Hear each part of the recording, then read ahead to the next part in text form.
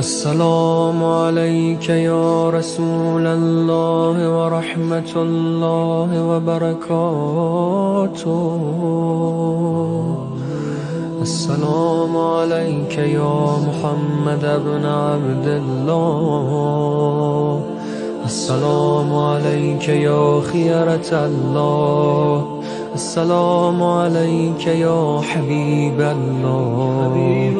السلام عليك يا صفوة الله. السلام عليك يا أمين الله. أشهد أنك رسول الله، وأشهد أنك محمد بن عبد الله، وأشهد أنك قد نصحت لأمته